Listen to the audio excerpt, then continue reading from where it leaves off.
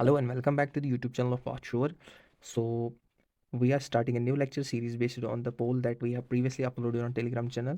So if you have not already joined the channel, the link will be provided in the description box. So please join that.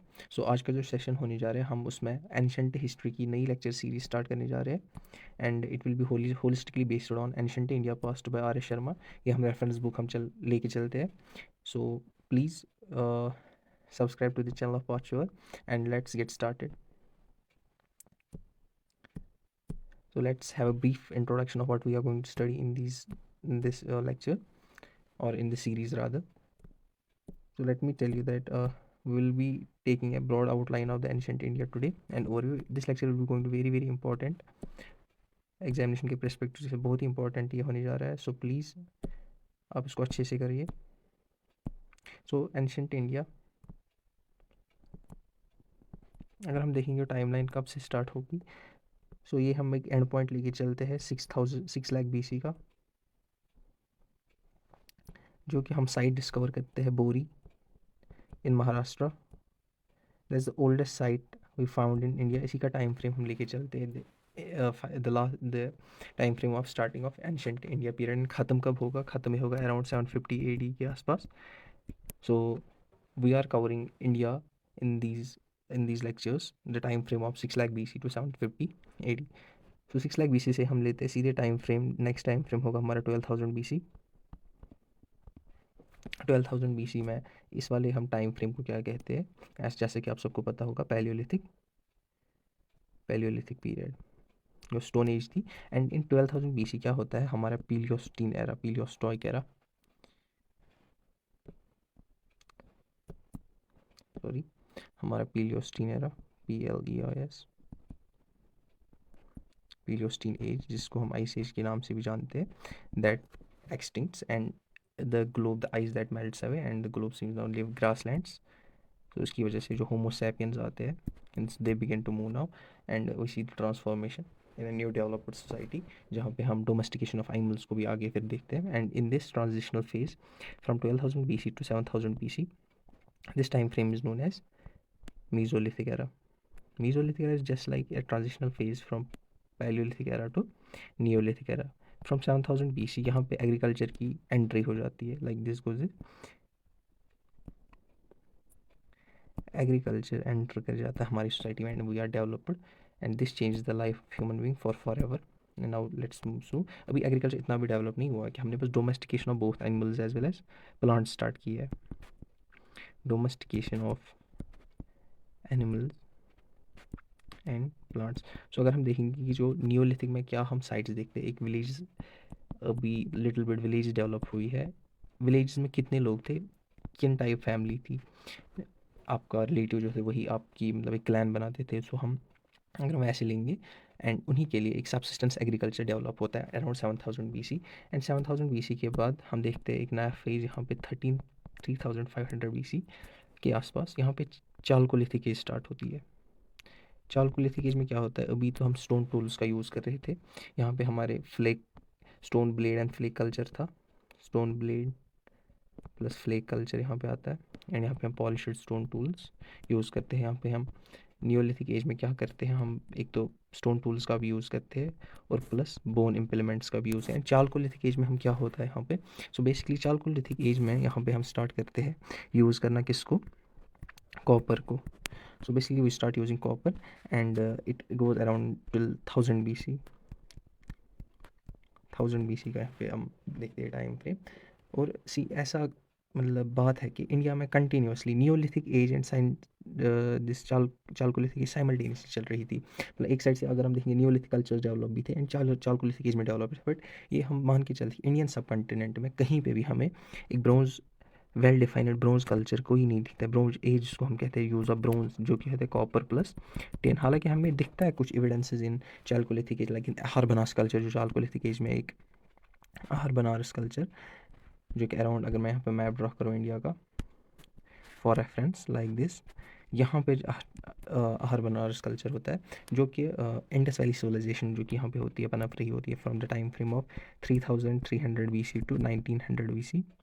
we say that and no, from 1300 BC इसका पूरा timeline है, 3300 BC and इस पे इसका influence थोड़ा बहुत आ जाए, जो कि सप्लाई करती है इसको अपना कॉपर, एंड वैसे यहाँ पे ब्रोंज का इम्प्लीमेंटेशन होती है। आगे हम चलते हैं।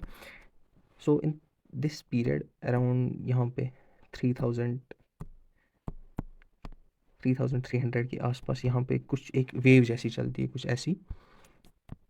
This is first urban civilisation of India, we known it's known as Indus Valley civilisation. कब तक जाती है? अराउंड 1300 BC तक ये सिविलाइजेशन चलती है। So we have studied till yet. थोड़ी सी ट्रांजेक्शन फेज हमने चाहिए। यहीं पे आर्यंस इन्वेजन होता है। आर्यंस इंडिया में कब आते हैं? अराउंड 1500 BC, जबकि डिक्लाइन हो जाता है किसका? Indus Valley civilisation. में आगे इलेबोरेट मैन में पढ़ेंगे। आज बस इंट्रोडक्टरी लेक्चर में दे रहा हूँ इसके ऊपर कि हम आगे क्या पढ़ेंगे। सो प्लीज़ आप ये नोट करिए, एक टाइमलाइन बनाइए, इसकी मदद से बहुत ईजी होगा हमारा आगे पढ़ना। And from 1000 BC to let's 500 BC ये पोस्ट वैदिक कल्चर है। पोस्ट वैदिक कल्चर यहाँ पे एक ट्रांजेक्शनल फेज हमें मिल जाता है किसको, जहाँ यहाँ पे अगर हम देखेंगे from 1500 to 1000 BC, this also known as Iron Age. और यहाँ पे अगर हम देखेंगे यहाँ पे नीचे इन साउथ ऑफ इंडिया एक न्यू कल्चर हमें देखने को, मेगालिथ कल्चर। मेगालिथ कल्चर का हमें ट्रेस मिलते हैं from 1000 BC, and then we will start megalith culture in approximately 600 BC to 200 BC। एंड फिर आगे हम देखते हैं कि संगम एज स्टार्ट होती है इसी साउथ में। संगम एज हमें मिलती है कब से? संगम एज हमें मिलती है फ्रॉम 200 AD से लेके 600 AD तक, वो भी हम आगे कवर करेंगे। So basically the limitations of screen, मैं इस वक्त अभी इस स्क्रीन पे इतना ही पढ़ा रहा हूँ। आगे हम देखेंगे नीचे, और नीचे मैं ड्रा करूँगा फ्रॉम 1500 BC आर्यंस के बाद का time. So I am drawing a line. अगर मैं यहाँ पे 1500 BC आर्यन जब यहाँ पे आए वो टाइम फ्रेम लेता हूँ, तो आगे इसके बाद क्या होता है? फ्रॉम 1000 BC यहाँ पे तो अभी इंडस वैली सिविलाइजेशन खत्म हो रही है, लाइक दिस आई मो graph like this, Indus Valley civilisation यहाँ पे खत्म हो गई है। एंड आर्यंस का आना यहाँ पे ऐसे वेव्स में आए थे, तो भारत क्लान हो गया, एंड कुरु परवाज, हम देखते हैं बहुत सारे क्लान्स आए थे यहाँ पे इन वेव्स। आर्यन इन्वेजन हुआ था। सो दे बेसिकली सेटल्ड। पहले इस फेज़ में हम देखते हैं, अगर मैं यहाँ पे थोड़ा इंडिया का मैप बनाऊँ, इंडियन सब कॉन्टिनेंट का, वो पहले फेज़ में, इस वाले फेज़ में इंडस वैली सिविलाइजेशन यहाँ पे थी, वो यहाँ पे अफगानिस्तान वाले एरिया में पहले लिविंग करेंगे, अपनी ज़िंदगी गुजारेंगे। देन साइमल्टेनियसली फ्रॉम 1000 BC वो थोड़े यहाँ पे आ जाएंगे for like in the central of India, Delhi Haryana हो गया, पंजाब हो गए इस साइड। तब तक यहाँ पे इंडस वैली सिविलाइजेशन खत्म हो चुकी होती है। And then we see from 500 BC rise of Magadha. अगर हम 500 यहाँ पे राइज ऑफ मगधा होता है। राइज ऑफ मगधा क्या मतलब? एक जनपदा growing from Janapadas to mahajanapadas. आगे हम देखते हैं महाजनपदास डेवलप होते हैं, और इसी में निकलता है फ्रॉम 325 BC पे यहाँ पे हमें एक मौर्यन एज देखने को मिलती है। किसकी? चंद्रगुप्त मौर्य यहाँ पे हमें देखने को मिलते हैं। अशोका हमें देखने को मिलते हैं, अशोका द ग्रेट जिसके हम कहते हैं, वो हमें देखने को मिलता है। एंड दिस गोज टिल, जो कि अपना टाइम फ्रेम है मौर्यन एम्पायर का, वो कहाँ तक है? it's approximately up to 185, I think so, 185 BC। And then from 200 BC यहाँ पे 200 BC से मर्केंटाइल एरा यहाँ पे चालू हो जाता है। साकास आते हैं, Bactrians, Parthians, and we see these coming up Sakas, जिनको डिफीट करते हैं। विक्रमादित्य किंग नाम था उनका, जो विक्रमादित्य, उनके नाम से हम फिर एक कैलेंडर भी स्टार्ट करते हैं आगे। And this is use as a title by various kings to define their bravery. So हमारा एंशिएंट इंडिया का कोर्स इतना होने जा रहा है, आप बस इतना ध्यान में रखिए। मैंने बस एक ओवरव्यू, जनरल ओवरव्यू दे दिया हम क्या पढ़ने जा रहे हैं आगे। So let's start with today's lecture. हमें आज क्या पढ़ना है? Let's start with here ancient India में। पहले बात जो हम करेंगे वो हम करेंगे सोर्सेज क्या है हमारी। जो कोई भी हिस्ट्री वो सोर्सेज पे डिफाइन होती है। सोर्सेज क्या होता है? सोर्सेज होता है evidence, remaining of the past. In simple terms it's remaining of past. But source of दो, रिमेनिंग ऑफ द पास्ट दो किस्म की हो सकती है, कुछ भी हो सकता है जो हिस्टोरिकल इन्फॉर्मेशन कन्फाइन करे। Remaining of the past that contains a historical sense or a historical information that is useful for us, उसी को हम सोर्स डिफाइन करते हैं। सो बेस्ड ऑन दैट हमने एक हिस्ट्री, एंशिएंट हिस्ट्री को 3 भागों में डिवाइड किया है। History, pre history and proto history. ठीक है, अगर हम आगे देखेंगे हिस्ट्री में क्या होता है। हिस्ट्री में हमारे रिटन एविडेंस अवेलेबल होते हैं, हमारी इनस्क्रिप्शंस अवेलेबल होती है, हमें यहाँ पे आर्कियोलॉजिकल सोर्सेज भी अवेलेबल होते हैं। And based on that, based on inscription, based on religious texts, based on non religious texts, we interpret them and we construct the history. So अगर हम एक्चुअल में देखें, ये टाइम फ्रेम होता है हमारा 1500 BC के ऑनवर्ड्स हम ऐसा कर पाते हैं. We actually start looking at history and then we start prehistory मतलब क्या होता है, हमारे पास कोई एविडेंस ही नहीं है, कुछ ही नहीं है, खाली आर्कियोलॉजिकल एविडेंसेस है जो कि हम डगअप करते हैं फ्रॉम अर्थ. आर्कियोलॉजिकल एविडेंसेस के बिना के बाइस पर हम करते हैं, हम we create the history of that, we interpret the history and then we create it. So this period is known as prehistory. And moving in Indian context, prehistory is the period of Stone Age in general. Stone Age मतलब from Paleolithic, Mesolithic and Neolithic. We can say up to Chalcolithic, like starting of up to 3500 BC, जबकि हमारा time frame दिखता है किसका, Indus Valley civilisation का. Indus Valley civilisation में क्या होता है, इंडस वैली सिविलाइजेशन में हमें वहाँ पे स्क्रिप्ट्स अवेलेबल है but these have not been deciphered yet. ठीक है, वो हमें को किसी ने डिसिफर नहीं करे हैं, जैसे कि अशोकन पिलर्स है, this have been deciphered. So this will count in history, जो कि हमारा इंडस वैली सिविलाइजेशन का पीरियड है, जो कि वहाँ पे स्क्रिप्ट हमने मिले हैं, वो किसी ने डिसिफर नहीं, वो पिक्टोरियोग्राफिकल है. जैसे कि कोई ऐसा होता है, जैसे fish is one of the like abundant sign is used in the Indus Valley civilization scripts, and we'll study in next class. I hope so इतनी जल्दी हम कवर कर पाएंगे वहाँ तक. उस वाले फेज़ को हम इंडस वैली सिविलाइजेशन में प्रोटो हिस्ट्री कहते हैं, जहाँ पे हमारा स्क्रिप्ट अवेलेबल है बट वो डिसिफर नहीं किया गया, जैसे written evidence available but could not be deciphered, उसको हम क्या कहते हैं, proto history. So okay, I will be clearing all this. I hope you are taking notes with me. So sources में कौन कौन आते हैं, सोर्सेज हमारे कौन, आर्कियोलॉजिकल सोर्सेज हमारे बहुत सारे हैं, जैसे कि लिटरेचर हो गया, हमें लिटरेचर सोर्स पे भी पता चलता है कि हम कंस्ट्रक्ट करते हैं हिस्ट्री. कॉइनस पे based on coins, based on archaeological evidence, accounts of foreigners, ये बहुत हेल्प करता है हमें हिस्ट्री को समझने में. ठीक है, अकाउंट्स ऑफ फॉरेनर्स हो गया, कॉइनस हो गए, लिटरेचर हो गया, इंस्क्रिप्शन बहुत ज़्यादा हेल्प करते हैं हमारी एंशेंट हिस्ट्री को एक इंटरप्रिटेशन करने. आर्कियोलॉजिकल एविडेंस बहुत ज़्यादा मदद करते हैं. These are we can say these are like pure, these are untouched, क्योंकि ये एक इमेज देते हैं हमें एक्चुअल क्या हुआ था. इंस्क्रिप्शंस या फिर अगर आप कोई बुक ही ले लो, अगर किसी का अकाउंट ही ले, वो हो सकता है कि like there is some prejudice in it, like उसके अपने बायसेस होंगे, so that will not be much clear. And with the help of these with the help of archaeological evidence we are able to clear this prejudice and biases of that time.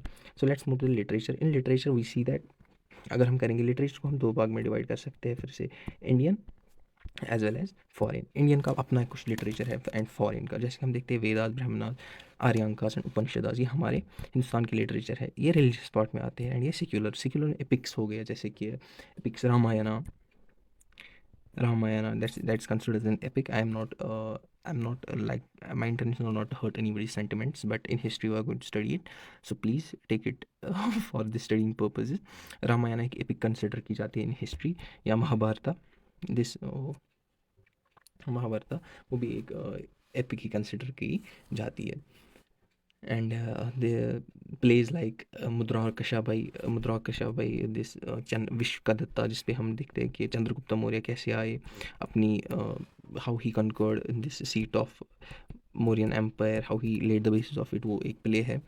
Biography जैसे कि Megasthenes की indica, वो half biography है. यहाँ इसकी हर्षचरिता पे बाना भट्टा की जो बुक हर्षचरिता, जो कि हर्षवर्धन की बुक है, रिटर्न की है. बाना भट्टा एक पोइट है, वहाँ पे था उनका. पुरानाज में भी जैसे स्टोरी ऑफ किंग्स पुरानाज में बहुत ज़्यादा दी गई है. So based on that we are able to construct our history. Okay, so foreign में कौन है, मैगस्थनीज हो गए, मैगस्थनीज की इंडिका है, डेमस्कस है, डिनोशिस है, फाहिन हुआ सेइंग, एंड ये बुद्धिस्ट मॉन्क्स थे जो कि हमारे इंडिया में विजिट करने आते हैं as a pilgrim, and they wrote and brief account and lucid account of what happened in India at that very time. So okay, and let's move to the next page है. सो Indian literature में अगर हम देखेंगे, एक second, I will be taking as this blank page. Yeah. अगर हम देखेंगे, अगर हम यहाँ पे एक फ्रेम करेंगे, एक line again from 1500 BC we see, यहाँ पे हमारी एक बुक होती है Rigveda, and it counts up to 1000 period. उसको हम ऋग्वेदा क्या है, बेसिकली हिम्स है, hymns. poems are dedicated to gods. Okay, so from 1000 BC to 500 BC we see the development of it. ये अभी अभी अगर हम देखेंगे from 1500 BC वहाँ पे भी राइटिंग डेवलप नहीं हुई है. ये किस में, ये हम ओरली ट्रांसफ़र की जाती थी जो कि ब्राह्मणिकल क्लास थे उसमें. एंड फ्रॉम 1000 BC टू 500 वो यहाँ पे हम 3 और वेद देखते हैं. कौन कौन? यजुर्वेद, अथर्ववेद एंड सामवेद. तो ये 3 हमें दिखती है यहाँ पे. And we see Brahmanas, Aryankas. आर्यंकास हमें देखने को मिल जाती है. उपनिषदस क्या थी? उपनिषदस बेसिकली अगर हम देखेंगे इन अराउंड 600 BC उपनिषदस रिएक्शन आ जाती है from soldier, from these Kshatriyas towards Brahmanas because of their ritualistic, जो कि हमारे रिचुअल, उन्होंने बहुत सारे रिचुअल किए थे उस टाइम पे.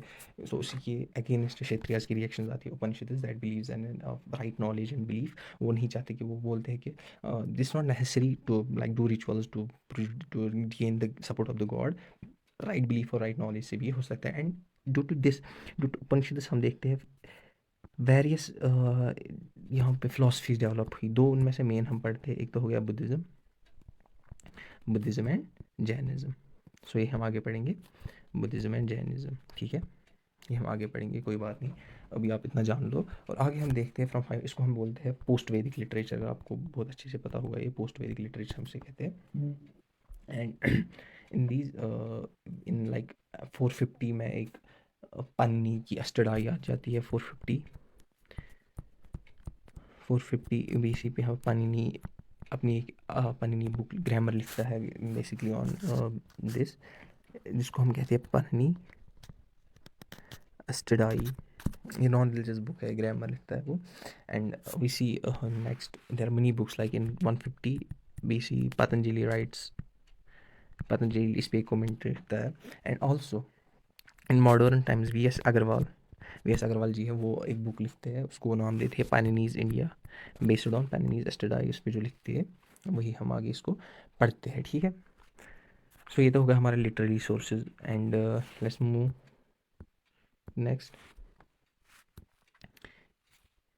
ये हमारे लिटरेरी सोर्स आते हैं. फॉरेन सोर्सेज में कौन कौन हमारा आता है? फॉरेन सोर्सेज में हमारा आता है मैगस्थनीज. उसने बुक लिखी है इंडिका.